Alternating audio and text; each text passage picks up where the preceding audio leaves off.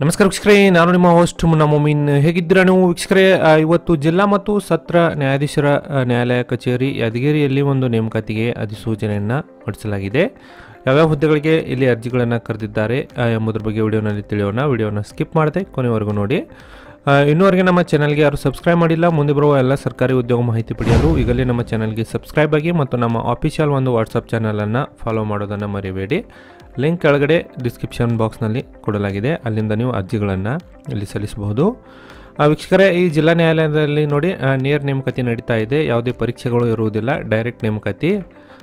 ಇಲ್ಲಿ ನೋಡೋದಾದರೆ ನೋಡಿ, ಜಿಲ್ಲಾ ಮತ್ತು ಸತ್ರ ನ್ಯಾಯಾಧೀಶರ ಒಂದು ನ್ಯಾಯಾಲಯ ಯಾದಗಿರಿಯಲ್ಲಿ ದಿನಾಂಕ 5 ಜನವರಿ 2024ರಂದು ಒಂದು ಅಫಿಷಿಯಲ್ ನೋಟಿಫಿಕೇಷನ್ಗಳನ್ನು ಬಿಡುಗಡೆ ಮಾಡಿದ್ದಾರೆ.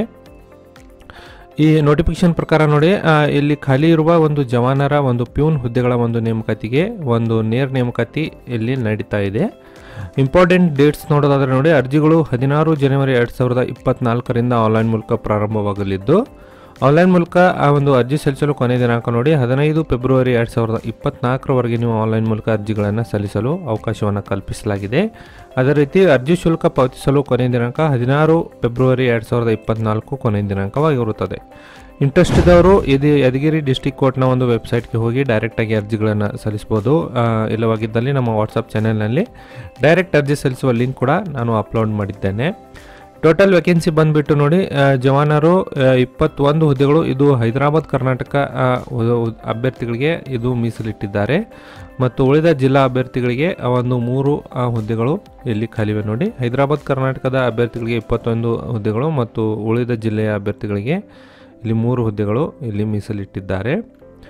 ಮತ್ತು ಇಲ್ಲಿ ಜವಾನ ಹುದ್ದೆಗಳಿಗೆ ಅರ್ಜಿ ಸಲ್ಲಿಸಬೇಕಾದ್ರೆ ಒಂದು ವಿದ್ಯಾರ್ಥಿ ಏನಾಗಿರಬೇಕು ನೋಡಿ, ಅರ್ಜಿಗಳನ್ನು ಭರ್ತಿ ಮಾಡಲು ನಿಗದಿಪಡಿಸಿದ ಕೊನೆಯ ದಿನಾಂಕದಂದು ಕರ್ನಾಟಕ ಸರ್ಕಾರದ ಕರ್ನಾಟಕ ಪ್ರೌಢಶಿಕ್ಷಣ ಪರೀಕ್ಷಾ ಮಂಡಳಿಯಿಂದ ನಡೆಸುವ SSLC ಪರೀಕ್ಷೆಯಲ್ಲಿ ಉತ್ತೀರ್ಣರಾಗಿರಬೇಕು ಅಥವಾ ತತ್ಸಮಾನ ವಿದ್ಯಾರ್ಥಿಯನ್ನು ಹೊಂದಿದವರು ಇಲ್ಲಿ ಅರ್ಜಿಗಳನ್ನು ಸಲ್ಲಿಸಬಹುದು. ಮತ್ತು ಇದರ ಜೊತೆಗೆ ಲಘು ವಾಹನ ಚಾಲನಾ ಪರವಾನಗಿ ಪತ್ರ ಒಂದು ಇದ್ದವರಿಗೆ ಇಲ್ಲಿ ಹೆಚ್ಚಿನ ಆದ್ಯತೆ ಕೊಟ್ಟಿರುತ್ತಾರೆ. ಇದು ಒಂದು ಆಪ್ಷನಲ್ ಆಗಿರುತ್ತದೆ. ನೀವು ಲೈಸೆನ್ಸ್ ಇದ್ದರೂ ಕೂಡ ಅಪ್ಲೈ ಮಾಡ್ಬೋದು, ನಿಮ್ಮ ಹತ್ರ ಇಲ್ಲಂದ್ರೂ ಕೂಡ ಇಲ್ಲಿ ಅರ್ಜಿ ಸಲ್ಲಿಸಲು ನೀವು ಅರ್ಹರಿರ್ತೀರಿ.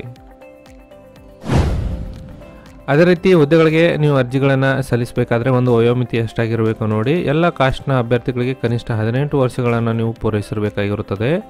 ಅದೇ ರೀತಿ ಇಲ್ಲಿ ಗರಿಷ್ಠ ವಯೋಮಿತಿ ನೋಡೋದಾದರೆ ನೋಡಿ, ಸಾಮಾನ್ಯ ವರ್ಗದಲ್ಲಿ ಅರ್ಜಿ ಸಲ್ಲಿಸುವ ಅಭ್ಯರ್ಥಿಗಳಿಗೆ 35 ವರ್ಷ, ಪ್ರವರ್ಗ 2A 2B 3A 3Bಗೆ ಇಲ್ಲಿ ಅರ್ಜಿ ಸಲ್ಲಿಸುವ ಅಭ್ಯರ್ಥಿಗಳಿಗೆ 38 ವರ್ಷ, SC/ST ಪ್ರವರ್ಗ 1ರಲ್ಲಿ ಅರ್ಜಿ ಸಲ್ಲಿಸುವ ಅಭ್ಯರ್ಥಿಗಳಿಗೆ 40 ವರ್ಷ ಗರಿಷ್ಠ ವಯೋಮಿತಿಯನ್ನು ಇಲ್ಲಿ ನಿಗದಿಪಡಿಸಲಾಗಿದೆ. ವೀಕ್ಷಕರ, ಹುದ್ದೆಗಳಿಗೆ ನೀವು ಅರ್ಜಿ ಸಲ್ಲಿಸಬೇಕಾದ್ರೆ ಒಂದು ಅರ್ಜಿ ಶುಲ್ಕ ಕೂಡ ಇಲ್ಲಿ ಪಾವತಿ ಮಾಡಬೇಕು.